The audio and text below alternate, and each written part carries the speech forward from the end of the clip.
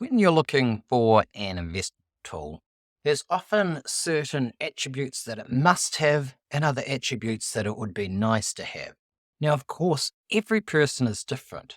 And I want today to talk a little bit about FastGraphs and why I like FastGraphs and why I think it's a good fit with the style of investment that I undertake within a family portfolio. Now, stick with me to the end and I'll let you know some of the areas where I think it could be improved or it could be not suitable for all investors. But first of all, let's get into it and learn what is great. Okay, now here is the main screen for FastGraphs. It enables you to obviously input a ticker or company name and you can pull up those details there. It's got different metrics that we can use and portfolios that we can add a stock to. Now, in terms of the metrics, my go-to for most companies will be this adjusted operating earnings. There is an option here as well for operating cash flow or free cash flow to equity. Now, if I'm looking at a REIT, for example, I'll often be using these cash flow correlation metrics here as well. It's also possible with companies that it might even be better to use a sales metric, so looking at the change in sales over time. But for many companies, as I say, look, I start here with the adjusted operating earnings. And what we see is this chart here. Now, we've got the orange line here showing the level of the earnings per share. And now, my belief, and this is the first reason that I like FastGraphs, my belief is that generally the value of a company is going to follow the level of earnings per share. As the company earns more per share, the value of that share becomes more valuable. Very simple correlation. Does it work? Yes and no. It is an imperfect measure. But if we put the prices on here, we can see that this black line here representing prices more or less follows as the earnings increase in value, the price of the shares increase in value as well. We can see here, for example, earnings per share increase over the last year. We've seen the prices per share increasing as well. Now, another thing that I do love about FastGraphs is it has key elements here, such as the dividend yield. It's got a blended PE here as well, giving me a sense of what the current PE is. It pulls through the S&P credit rating for the company. I love this long-term debt to capital here as well. It gives me the sub-industry code as well as the country. And if I scroll down here as well, it's also got this Analyst Scorecard. Now, the Analyst Scorecard is simply saying, how well can the analysts predict or forecast the metric? So here, for example, we're looking at the adjusted operating earnings. So basically, half the time they can predict this accurately a year out, and about 2/3 of the time they can predict it 2 years out. Now, obviously, the further we go into the future, the calculations here do accommodate more or give them the analysts a little bit more leniency. So it's plus or minus 20%, I believe, 2 years out, and plus or minus 10% for 1 year out. So obviously a little bit further out, a little bit more leniency. We accept that the forecasts will be more difficult to make, and that's accommodated for within this metric here. But the key thing here is that a lot of the time, 1 year out, they seem to be missing the forecast at 20%, 25% of the time. So 1 in 4 years, 1 year out, they do miss the operating earnings metric. And here, about 17% of the time, they miss it 2 years out. Now, some of the key things here, long-term debt to capital, it gives me a good sense here. It's also got a sense here for the overall market cap. So the size of the company. Now, some of the other things that we can put on here is going to put on this white line here showing the dividend payout.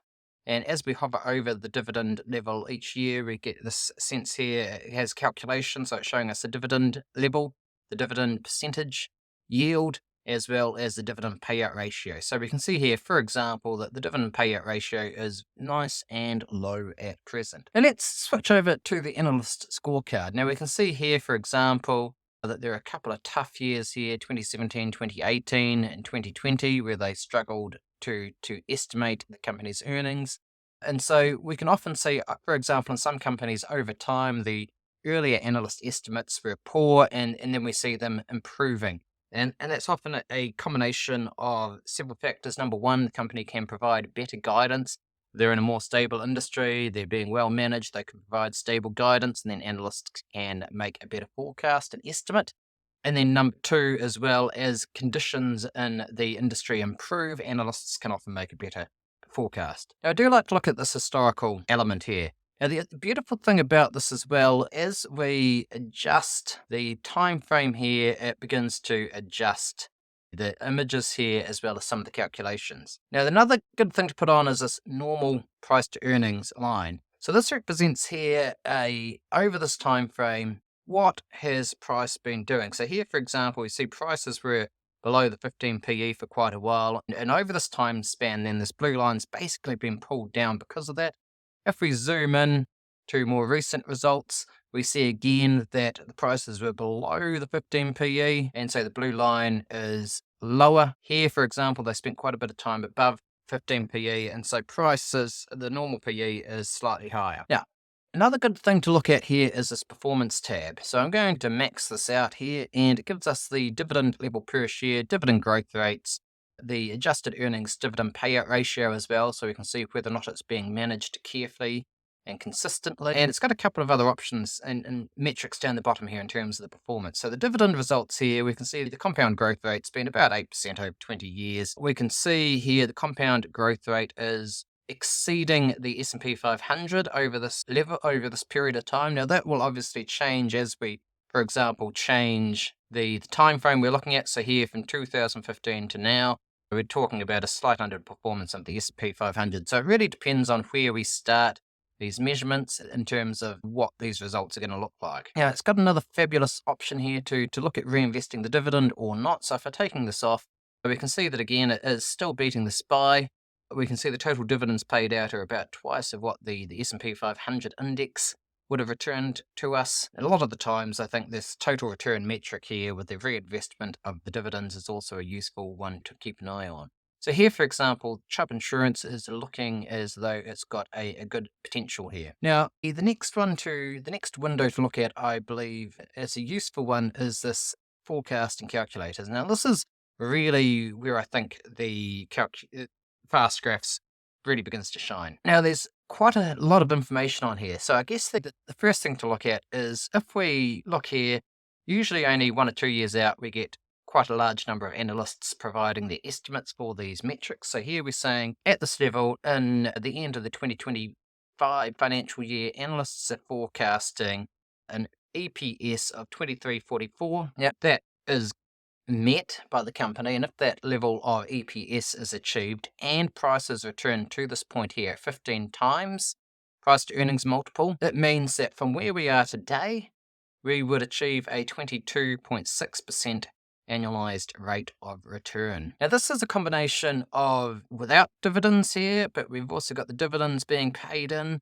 and so this total rate of return is both capital appreciation as the prices rise to that level.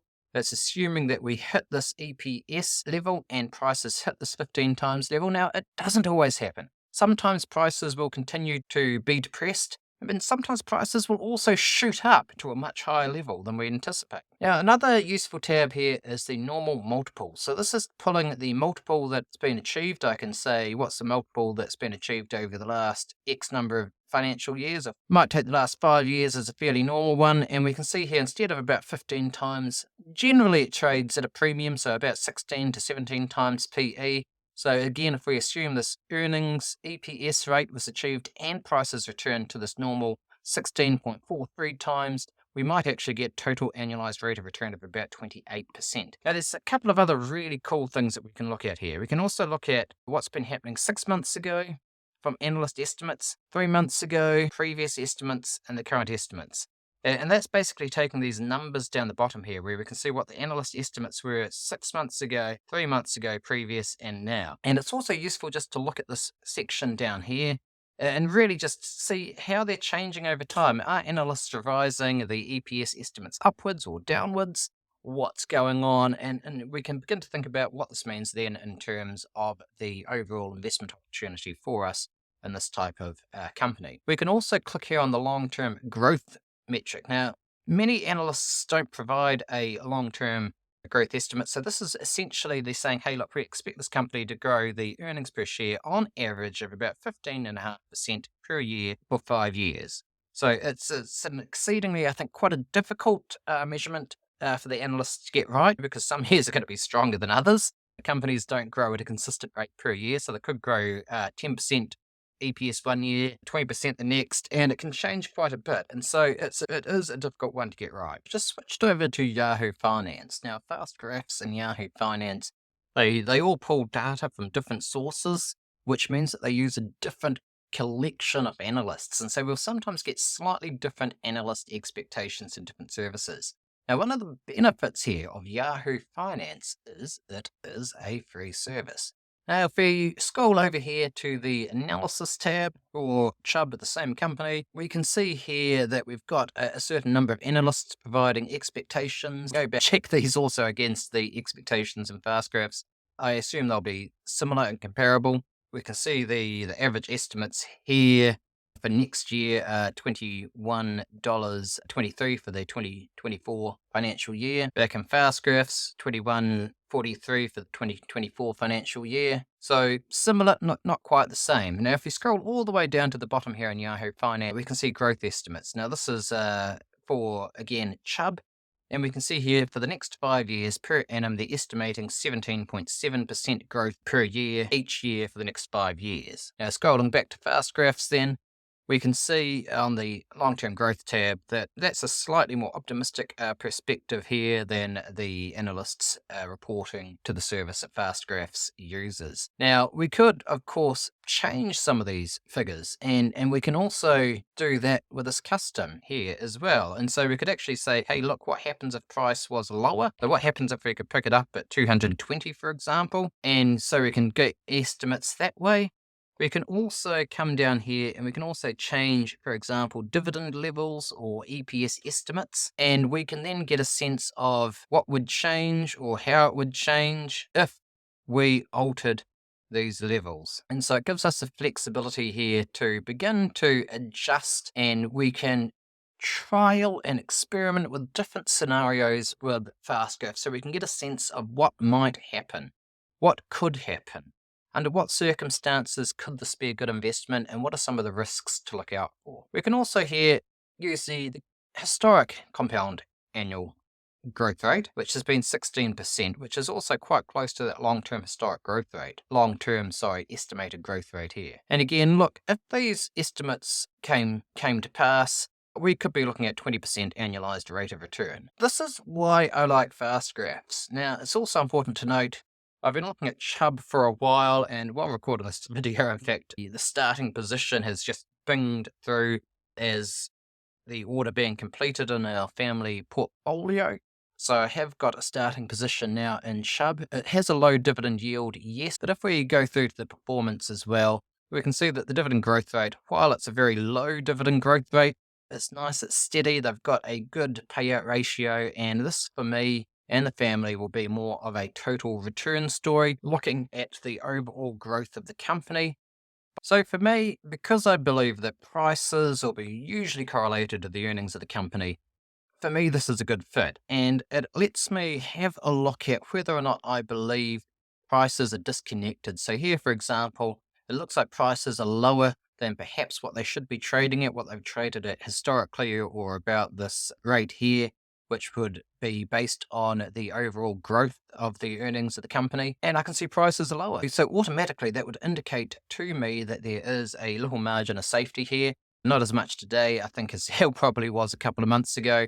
And so perhaps this isn't the best timing to buy. But I don't know what's going to happen tomorrow. Prices could, drop 20% perhaps. They could surge upwards, and I don't know. So I'm entering now.